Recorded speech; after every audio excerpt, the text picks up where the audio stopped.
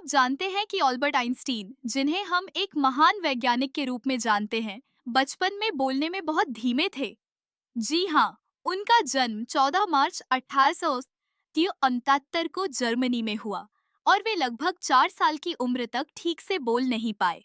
उनके परिवार को चिंता थी कि कहीं उनका बच्चा सामान्य न हो। लेकिन यह चुप रहने वाला बच्चा एक दिन विज्ञान की दुनिया को बदलने वाला था। आप सोचेंगे कि इतने बड़े वैज्ञानिक बचपन से ही टॉपर होंगे, लेकिन आइंस्टीन को स्कूल में उबाऊ लेक्चर पसंद नहीं थे।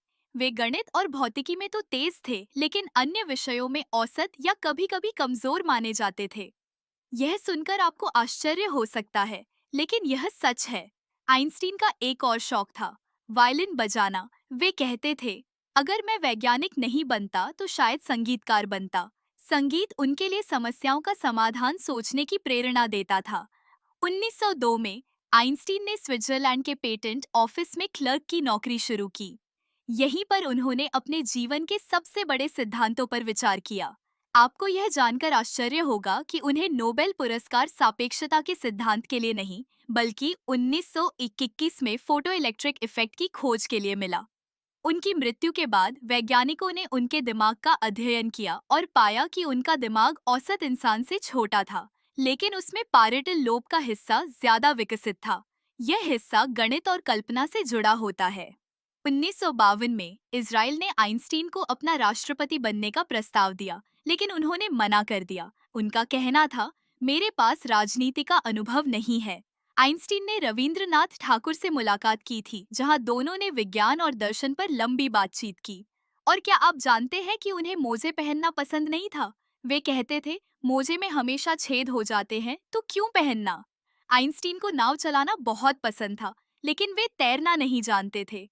वे झील में घंटों नाव में बैठे रहते थे, विचारों में खोए हुए। इसके अलावा वे एक ही तरह के कपड़े पहनते थे ताकि रोज क्या पहनना है, इस पर समय बर्बाद न हो। अमेरिका में रहते हुए एफबीआई को लगता था कि आइंस्टीन कम्युनिस्ट हैं, इसलिए उनके ऊपर 1400 पन्नों की फाइल बनाई गई थी। वे मजाक करना पसंद करते थे और कहते थे, अगर आप इसे सरलता से नहीं समझा सकते तो आप खुद नहीं समझते। लोग मानते हैं कि उनका आईक्यू 160 था, लेकिन असल में उनकी सोचने की क्षमता ही उन्हें महान बनाती थी।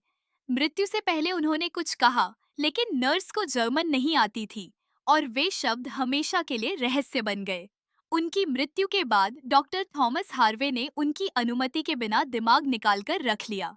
आइंस्टीन का कहना था, जिंदगी साइकिल चलाने जैसी है, संतुलन बनाए रखने के लिए आगे बढ़ते रहना पड़ता है। उन्होंने 2 बार शादी की और दोनों बार उनके रिश्ते जटिल रहे, लेकिन वे कहते थे कि प्यार भी विज्ञान की तरह एक प्रयोग है। बोलते समय वे लंबे रुकते थे, जैसे वे शब्द चुनने में समय लेते हों। आज भी आइंस्टीन का नाम जीनियस का पर्याय है और उनकी खोजें आधुनिक तकनीक में इस्तेमाल होती है।